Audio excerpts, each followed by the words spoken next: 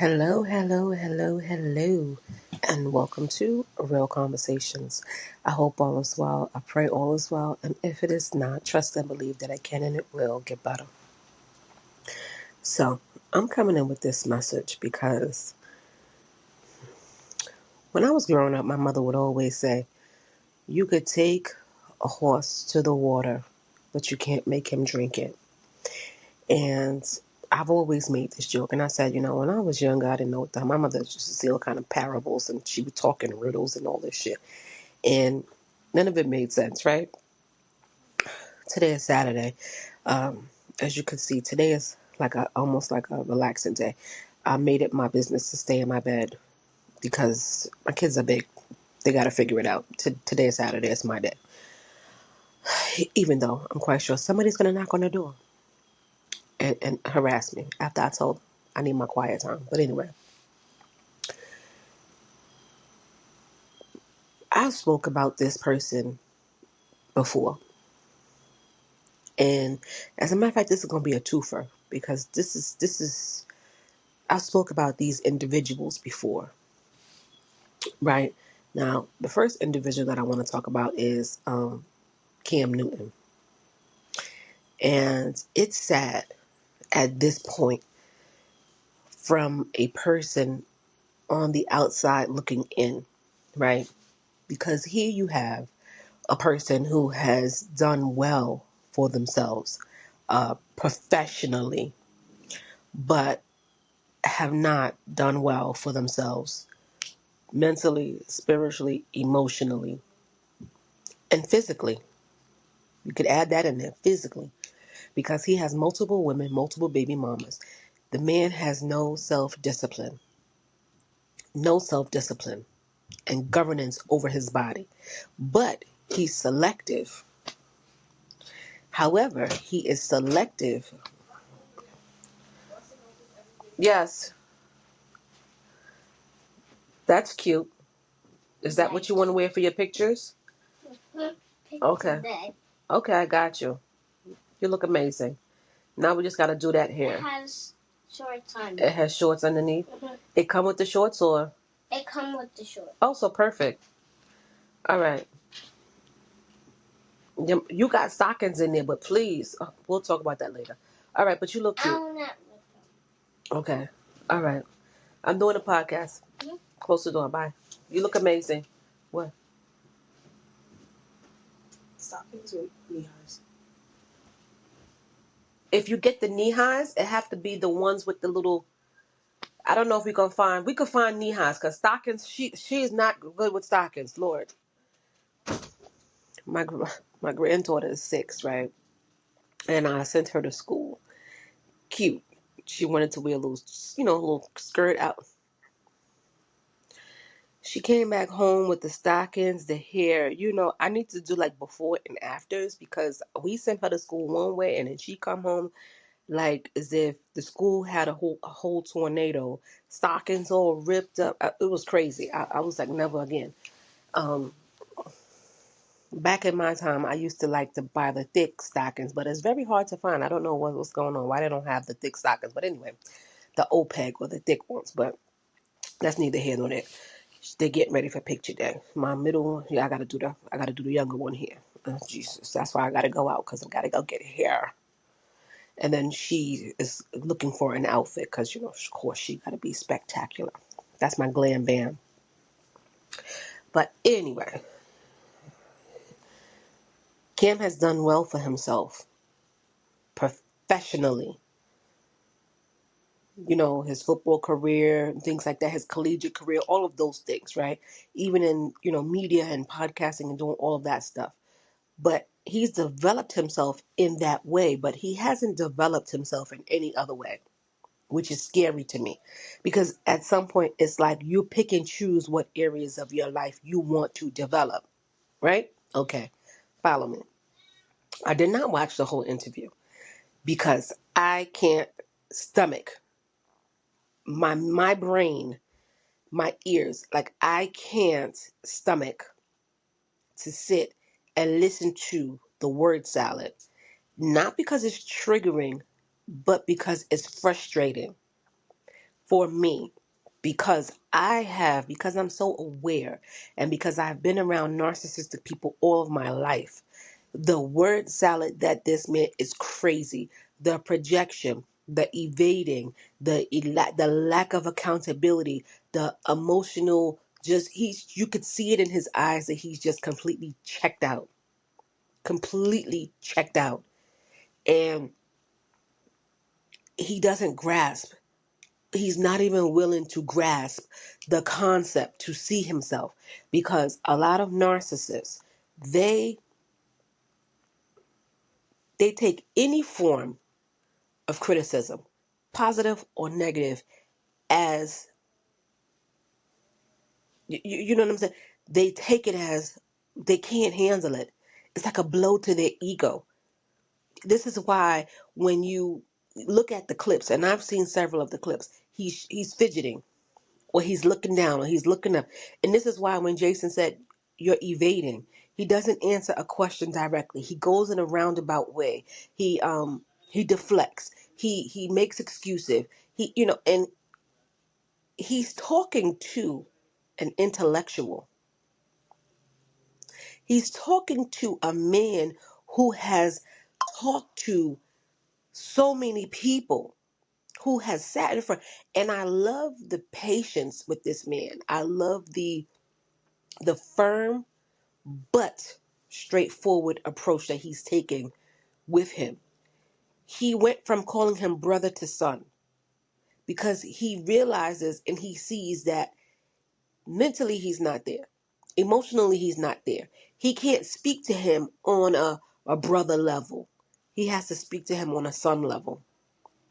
Because regardless of how old Cam is, he's still a child mentally. And he can't understand the concepts that are being thrown at him. It's too much. It's too much at one time. And the inability for him to see himself in those moments, in his, transgressions. Nobody's perfect. Nobody's perfect. And we all don't have the answers, right? And we've all made mistakes. And we've all, done things that we're not so proud of. But at some point, you have to sit back and you have to own your shit, and you have to take accountability for it. And Cam refuses, right? And I keep saying, he keeps saying he has a fear of divorce. He has a fear of divorce. And he's using references like, oh, well, people get divorced and the woman gets all his money. Like he has it's a control issue. It's a control issue. It's manipulative. It's a control factor. And it's a trauma response. And I keep saying, what the hell did his father do to his mother growing up? What the hell did he witness? What the hell did he see? What did he experience in his childhood that he's not trying to address in his adulthood? And this is the problem. We're not saying that it's his fault. We're just questioning his actions. We're questioning his thought process behind a lot of things that don't make sense. But to him, in his mind, it makes sense. It's justification on why he does this. An excuse. Oh, I don't do this because this. And I'm afraid. You fear everything but God. You fear everything but your consequences. Because everything that you do in life has a consequence, good or bad. Right? And the people who he's referencing, you're judging them. Look at their character. Look. Okay, let me tell you, women just don't wake up and say, I'm going to take him to the bank and clean him out. I'm going to divorce him. If you're a good man, if you are taking care of your family, taking care of your wife, and I don't necessarily mean financially. You see, that's what people get confused. They think everything is financial. Oh, I got the money, I could take care of her. I got the money, I could do. It's not always financial. But if you are a solid man, that means you would most unlikely have enough common sense to choose a solid woman. Period. And vice versa. That's what I said. We've all made mistakes. We've all chose partners and people who we had no business being with. But you learn. And you can't look at another person, example Tyreek Hill, and say, "Oh, look what happened to him." That man was a cheater. He had a kid on his wife. What you think the woman not should not what? If you don't respect the sanctity of your body, your marriage, your partner, what you think is going to happen? There's a consequence for that. There's always a consequence to your actions, right? And I'm not saying that these things don't happen to good people. It does, right?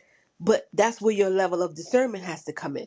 You have to look at yourself and say, I chose that person. I chose that person to be in my life. And I could also choose that person not to be in my life.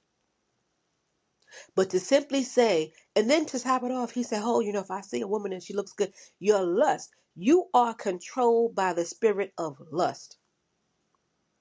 And you're literally committing one of the biggest sins. Because if you know better, then why don't you do better?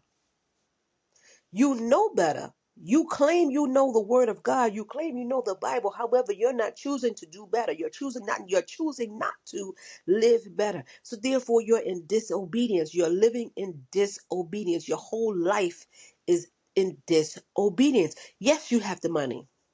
Yes, you have the cars. Yes, you have the big house, but you don't have peace.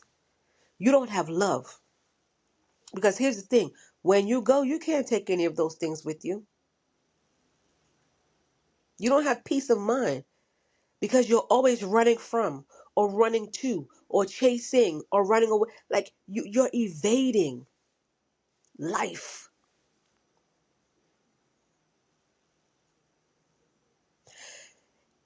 And the people who participate in this is just your enablers. The people who pacify and justify and allow you to live this way without holding you accountable.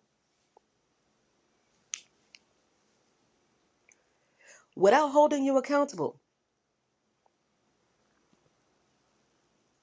And this is why they will always choose people like that who enable their behavior, who allow their behavior, who accept their behavior.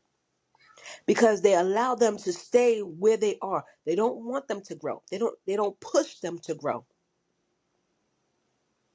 It's one thing with accepting, and it's one thing with accepting with love. You could accept whatever. But sometimes when you love somebody or you love something, you push it. And here's the thing. A lot of the times when you push, they run away. And this is what we see with Cam Newton. We're not saying that he has to get married. Marriage is not for everybody. I get it.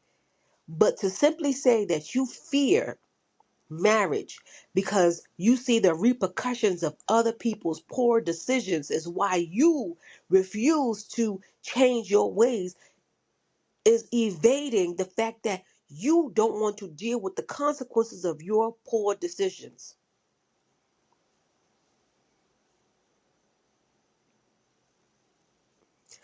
I'll never get it. I tell you, I can't stomach to watch him. I can't listen to it because all the money that you have, you'll invest in a house, you'll invest in cars, you'll pay millions of dollars and you'll pay all this money for child support. You'll pay for everything, but you won't pay to get the help that you need. You don't want to see that you have a problem. Wilson is sitting there giving this man all the tools, all the information. He's had several people on his show. He's had several good people on his show who has literally told him, and it evades him every time. The information goes over his head. And this is why he looks confused. He looks bewildered. It's too much. I'm sorry, but those type of guests, he's not qualified to interview because he doesn't retain anything. He's not willing to retain anything only because everything that he's hearing, it's reflecting off of him, and it hurts. And he's trying to push that away. He's trying to, he try to ignore it and not trying, but he feels like it's an attack towards him. And he can't wiggle his way out of it. So that's where the word salad comes in. This is where the confusion comes in. This is where nothing that he's saying makes sense comes in. And this is why I personally cannot sit and listen to him. Because you could give a person all the information, but are they retaining it?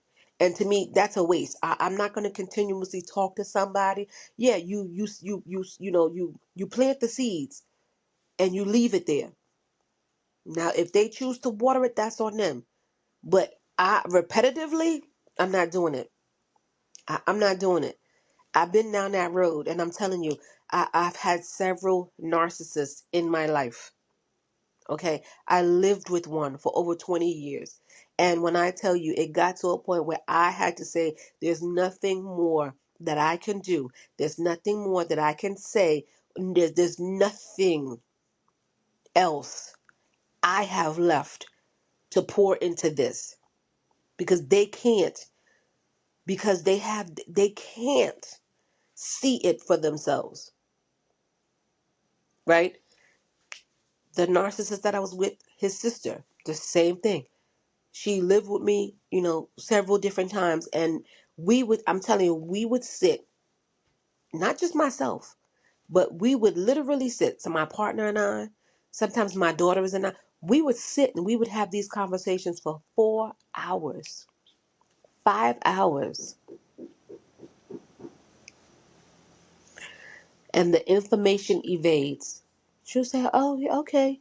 All right. I understand. I know. Yeah. Yeah. Okay. And then turn around and do the same shit all over again. Turn around and do the same shit all over again. It's painful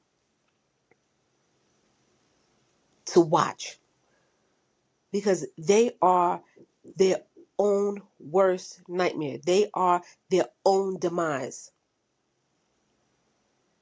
Own demise. Just like Shannon Sharp. I won't watch his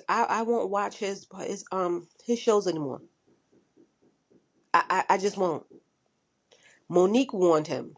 Cat Williams warned him. And what happens?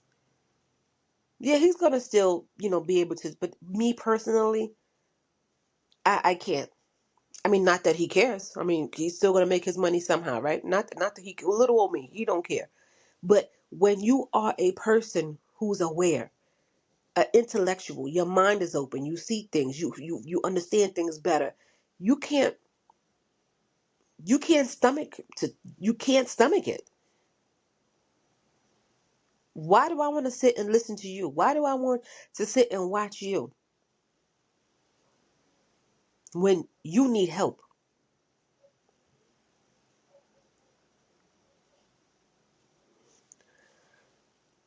Cam Newton talks in circles. I've watched several of his, and it's the same thing. Whenever there's a person who goes on his show, um, and they talk anything with sense or anything with some type of substance, he does not have the mindset or the capacity to think on that level, and it's not his fault. Again, that childlike. So this is why when Jason Wilson was talking to him, you see at some point he had to switch his words because he knew he was dealing with a narcissist. He had to switch his words. He had to switch his approach. He had to compliment him because it's an ego thing with narcissists. It's an ego. They can't handle any types of bruises or attacks towards their ego. They will never see themselves as broken. And this is why they will never heal.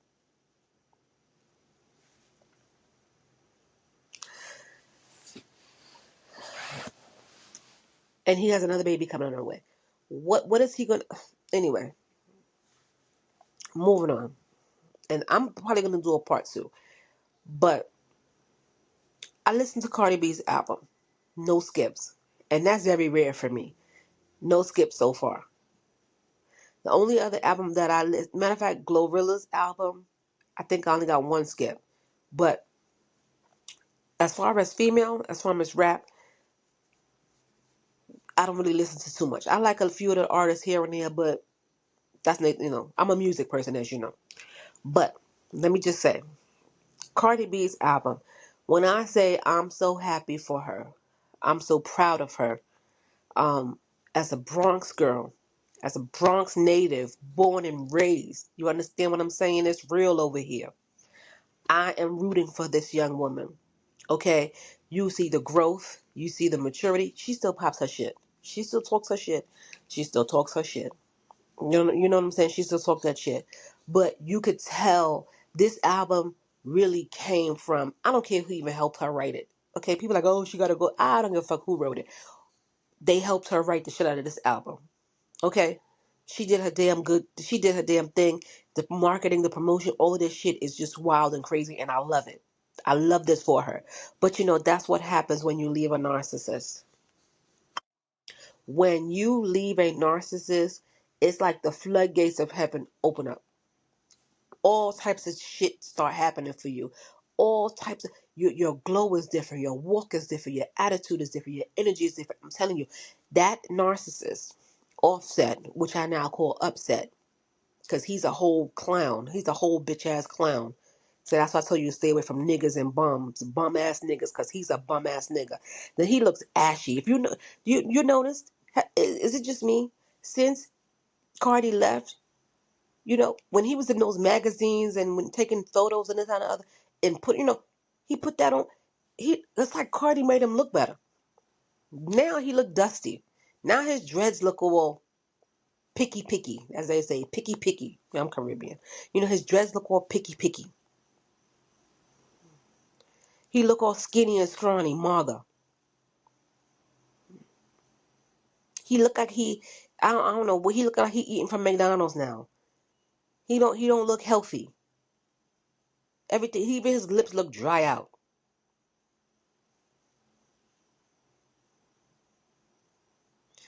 Cause he don't have no, he can't feed off her energy no more. He can't feed off her. He can't ride her wave. He can't feed off of her. Her celebrity. Her album is popping. The beat, everything. I love it. Whoever worked on, all the creatives that worked on her album, this did a damn one. I'm so happy for her. I'm applauding her. I'm pushing for her. I don't know if I'm going to go to her tour. I don't know. Let's see. I have to look at the tour dates and the prices, because that's another thing. But anyway, I don't, but I would love to support her. I really would love to support her and maybe go to one of her shows. But when I tell you, the man don't want to divorce her. He dragging her, trying to get houses, trying to get money, this and the other. And you know something? I watched a couple of her interviews that she has done, and she said that, what is she supposed to do? She's not supposed to move on with her life. She's not supposed to, you know, be with somebody who makes her happy. And everybody's like, oh, but Stephon Diggs. He got 5 baby mothers. Listen, hold on.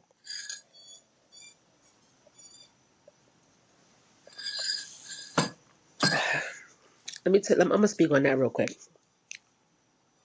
And I say this. Carter don't need Stephon for his money. That's number one. Number two. Yeah, he got all these baby mothers. But as she said, I was married. I had a whole husband. I was married with my husband for 7 years. We had 3 kids. And here's the thing. We all know, and we all seen how he publicly chased her down, how he ran her down, how he begged to get her back, how he did all these PDAs, right? Only to turn around and do the same shit over and over again. And every time he would stall her, get her pregnant, she would, but this baby is not stopping her. Stephon is allowing her to be her. Allowing her to get out there and get her shit, to get on her fucking grind. You hear me? And I love that. Stephon probably was like, listen, you already know what the fuck I'm working with. You already know what the shit that I got going on. If you rocking with me, you rocking with me. If you with it, you with it. And Cardi B is like, fuck it, I'm with it. I done tried the marriage shit. I done tried the faithful shit. I tried to, have to separate my persona and have a family and have kids and this, that, and the other and settle down. But we see where the fuck that shit got me. So she's like, fuck that, I'm outside. Fuck that, I'm outside. And regardless of what, at least Stefan is upfront with her, maybe told her what it was. And that's why listen to the song, I Feel Safe. A woman will respect a man who's more honest and who's upfront about his shit than to deal with these snake ass liars and these backstabbers and manipulators and narcissistic men. Upset is a narcissist to the max. You hear me? To the fucking max. And this is why he won't sign those divorce papers. This is why he's dragging her through shit. He cheated on her throughout the whole fucking relationship. Go listen to the album. And then now she moved on. She's trying to move on with her life. What the fuck she not supposed to do? She not supposed to move on? She not supposed to get into another relationship? She not supposed to be with other people? She not supposed to get pregnant? Like this is the wildest shit that I've ever seen. They get mad at Rashida for staying, but then they get mad at Cardi B for moving on. Talking about, oh, the divorce. Because that nigga won't sign the fucking divorce papers. So what are you supposed to do? You're supposed to sit there and wait 5, 10, 15 fucking years for him to fucking sign the divorce papers? That shit is wild to me. A lot of these men are bitches and they need to be the fucking baby mama. He wants spousal support because she make more money, obviously. And that's most likely why he probably got with her any fucking way. Because nobody was checking for him. Nobody ain't really give a fuck about him. Even when he was in the group with the Migos. It was Quavo and Takeoff and Offset. Well, Upset. He ain't never been nobody's main character. And I don't mean that in a negative way. You understand what I'm saying? But at the end of the day, Cardi could stand alone. Cardi been standing alone. Cardi got the personality she got. Listen, when you are chosen and when God gives you, no man can fucking take that away. So, excuse me, when you see a man go through these extreme fucking lengths to tear this fucking woman down, to destroy her, to break her fucking life, to leave her trying to struggle to take care of fucking kids and do all of that shit, you could tell. Cardi was playing mommy to hers and his. Cardi was taking them kids every fucking way, doing everything. And you see where he at. I tell you, the man looked beat up, he looked run down, he looked ran through. He's never going to get a woman on Cardi's level, Cardi's status. Go listen to her album. She's like, yo, once you realize that your man will fuck anything with 2 eyes, that nigga look like to the vomit in your throat. You be like, yo, this nigga. You wouldn't even be mad if it was some caliber bitches or bitches that you knew was on your level. But when you know or when you find out that your man who you shared a bed with, a life with, kids with, that's the kind of women that they would fuck on anything and fuck with anything, you don't even question him no more. You start to question yourself because you're like, the fuck? You don't even know how the fuck you got caught up in that shit, to be honest with you. That's the part that has you confused. So when Cardi sits and say, "Oh, I was crying for days. I was in the shower crying." That's some real shit. That's some real shit. And you over there in your emotions and your feelings, and nobody don't know what the fuck you going through. But then she has another song on there. She got a few. She said, The one that it's with Janet Jackson, the feature, as principal.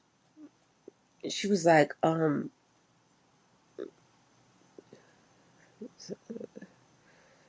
she said she asked you some. I told you to be careful with me. There's niggas out here praying for me. Some shit like that. When I say I felt that in my soul, because these niggas will play in your face. They play all. And then they swear to fuck like you can't get nobody else. So that's why she my baby mother. Oh, you so that's all you can say as a man is that's my baby. You fucking niggas is trash. That nigga is trash. What I'm telling you, narcissistic men, they can't take a fucking L for nothing. They can't take and they think by sleeping around with nothing but trash.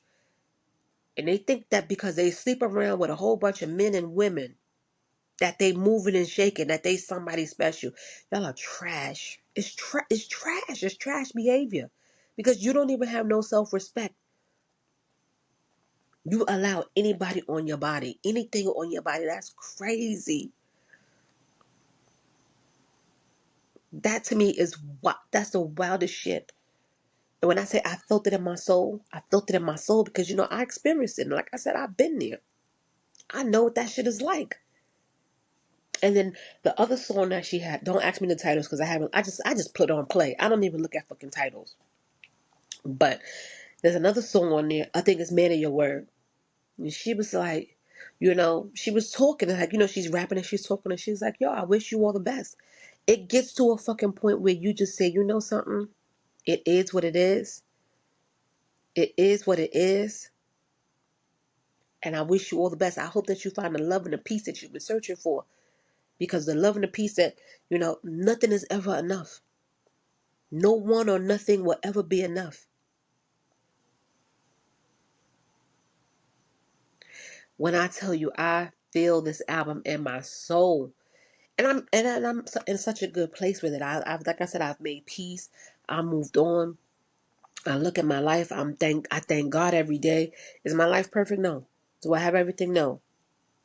But I'm nowhere near in that fucked up space that I was in 4 or 5 years ago.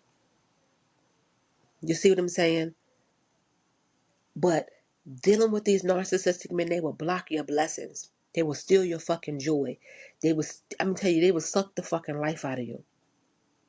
They will have you out here fighting and catching cases. They will have you out here, looking crazy.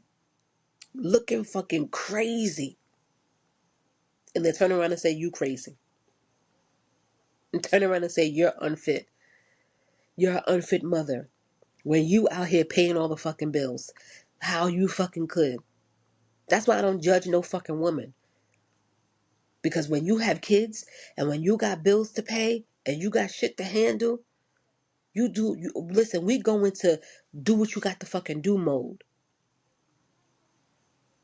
But I tell you what, I won't ever, ever, ever, ever be in that situation again. And that's on everything I love. I won't ever be in that situation. So I know Cardi, she said, oh, she having another baby. Why she's so you don't know how long that was broken up. Yeah, maybe because it's close to when she had the baby, but when she got pregnant with that baby, they wasn't together. They were not together.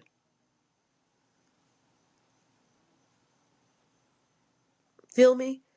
So when people say, oh, how can she move on? What the fuck am I supposed to do? This nigga been moved on. This nigga moved on while he was in the whole fucking marriage. What the fuck am I supposed to sit there and twiddle my fingers, wait to see if he gonna come back, wait to see? We saw the fuck how that turned out. That nigga moved on while in the whole fucking marriage. And that's why I tell people I did not feel no kind of way when I left my kid's father because that nigga been moved on. I told him 2 years prior that I didn't want to be with him. That it was done. It was over with. And in his mind, but here's the crazy thing. Go back and listen to her album. And like I said, I felt it. It got to one point where she was like, I wanted to fuck you up and then I wanted to fuck you. Because that's the only person she's been with for 7 years. That was what was available. That was what was close by. You know what I'm saying? And I'm quite sure they done did some At the end of the day, I was her husband. But it get to a point where you realize this nigga is the dirt. So you move on. You have nothing. You have no choice but to accept your fate and move on. Cause this nigga done moved on a long time ago. Listen to that song when she was like, "Yo, you know when they switch up, when they stop buying you shit, when they stop with the affection and the love and the attention, they start tearing you down and breaking you down and putting you through shit. You know when the fuck these niggas move on. They show it. They may not tell you, oh, but they show it in so many fucking ways. They show that they don't want you, that they don't love you, they don't respect you, they don't value you. So if this nigga done moved on and he don't value anything in the marriage, how the fuck you gonna be mad at her? I don't like the double standard shit. That's why I came across another podcast, and this podcast was like, yo, not podcast, TikTok. And it was like, fuck y'all and y'all opinions. That's what I said. I didn't give a fuck. I don't care what nobody said, what people thought. People was like, oh yeah, we were broken. I didn't tell nobody. I didn't make it a fucking announcement. I didn't make it public. I didn't know I had to make it public, right? But we was broken up for 2 years. It's just that once and I was telling him to leave. I was telling him to pack his up. I was telling, you go through all of these, you try to do it in a respectful way, but narcissists, they don't give a fuck. Narcissists are always operating on demon time. And especially when it gets close to the end, those motherfuckers turn into a whole fucking monster. A whole fucking monster. So I know that there's some shit that, you could tell she's holding in a lot. There's a lot of shit that she's not saying. And that's why she say legally, she'll say legally, I can't. There's a whole lot of shit that she's holding on to and try to at least give some kind of respect. Only because, yes, that was her husband. Yeah, they have kids. And yeah, they spent some time together, this, that, and the other. But she realized that he's a whole bitch. That he's a whole bitch. Narcissistic men. I don't know what's going on with my recording. But narcissistic men, they will drag you through every fucking thing. And you see this shit in real time. You can't make it up. You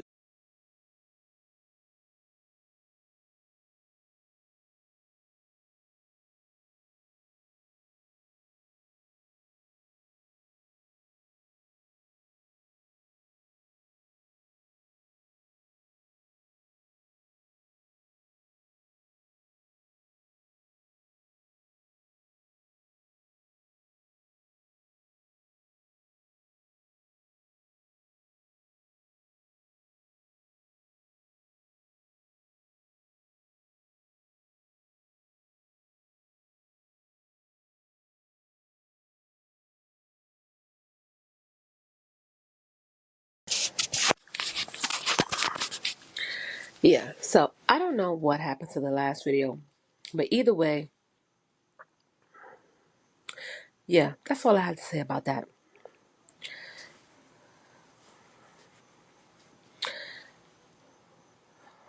Dealing with narcissistic, abusive men is not easy.